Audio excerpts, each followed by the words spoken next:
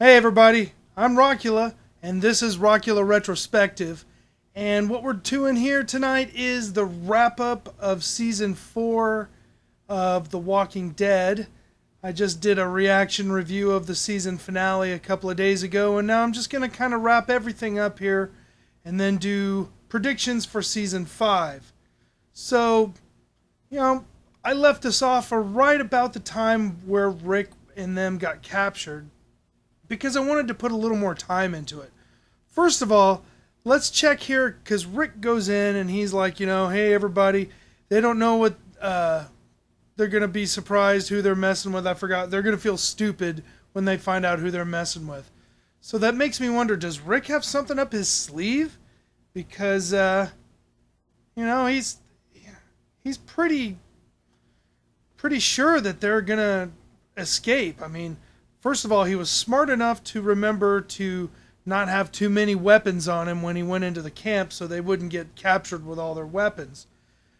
Two, he just seems really confident that they would get out. So maybe he's got something up his sleeve, but, maybe he is just ass-kicking Rick and he's turned into that kind of leader. But the thing that we all need to remember is that Rick is still a cop. Despite all of the emotional and mental problems he went through and all of the different character changes, he still possesses the knowledge that police officers have to pick out all kinds of situations and deal with all kinds of predictable things. Now here's where I really wanted to get into the meat of this, because a lot of the reviewers have been talking about how they think that Terminus has a lot of people, and I'm going to go out on a limb here and say, I don't think Terminus has that many people. In fact, I counted an approximate count. There may be one or two people missing here, but what I'm going to do is break it down into people that I confirmed that I saw, and then there's going to be unconfirmed people where there was action, but there was nobody that we saw, per se. So here we go. First situation, the map room. We have the lady on the radio. We have Gareth. We have Alex. We have 4 other people in the map room. Now that makes 7.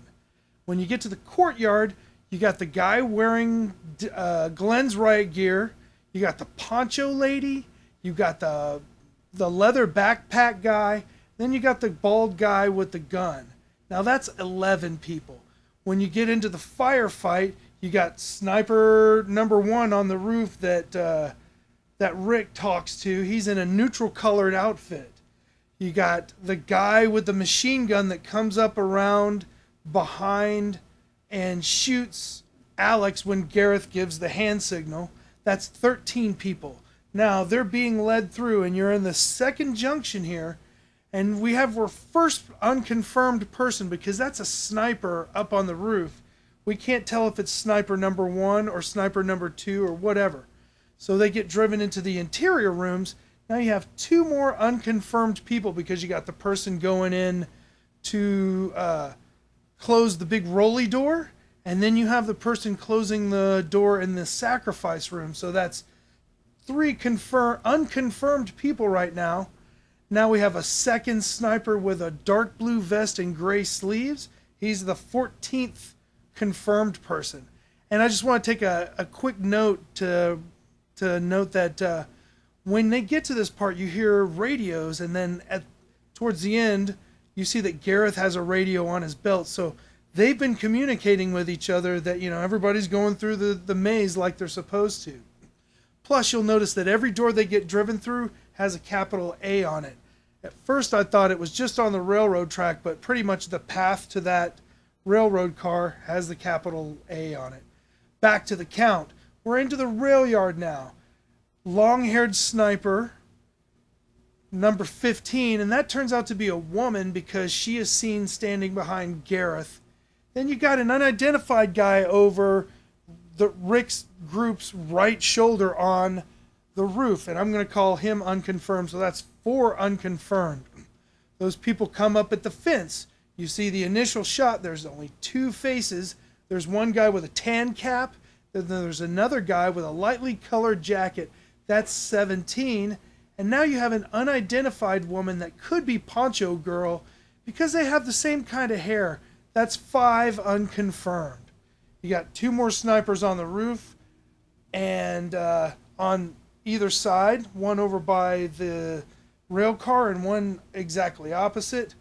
And then you've got this other guy that's sitting near a dumpster behind Carl. And what's funny is that he's wearing a blue jacket and blue jeans. You can see him in the close-up, but when it comes back to Carl walking towards the rail car, that person is gone. So continuity patrol on that one. Okay, so we've got, let's call him unconfirmed. So number 5, fuzzy guy, unconfirmed. Now, what we're looking at here is 16 confirmed separate individuals that I picked out by their clothing. 5 unconfirmed people. So we have, by my count, 21 people that are possible, that are either confirmed or unconfirmed.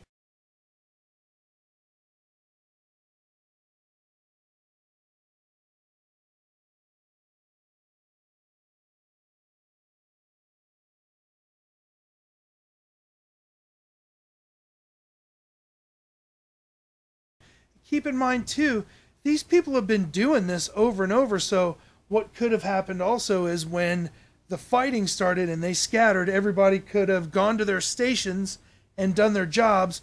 And another thing is changing your appearance so that it looks like, you know, when you run to each station, there's a different person wearing a hat or a different jacket or something. I think that they're hiding their numbers.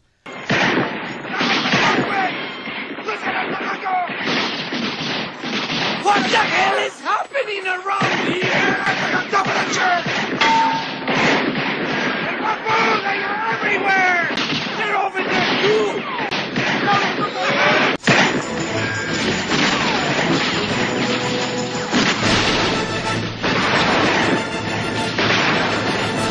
I don't think that Terminus has a lot of people there.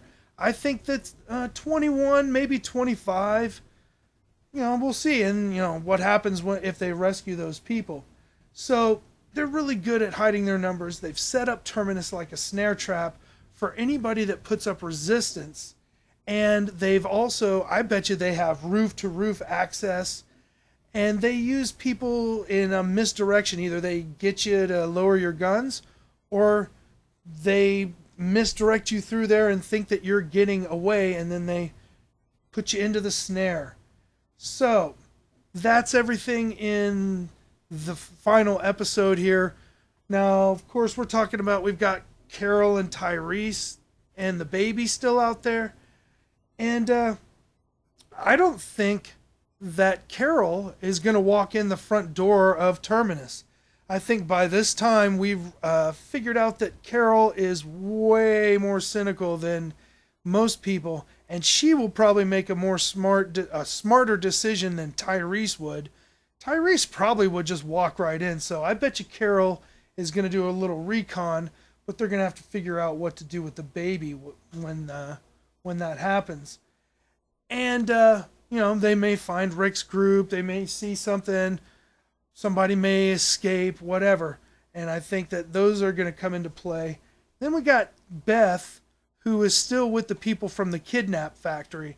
And I'm pretty sure that the people from the Kidnap Factory don't have anything to do with Terminus. And you're going to see Beth later on in an episode. And I've been listening to people talk, and there's a comic book version where there's a religious leader named Gabriel Stokes.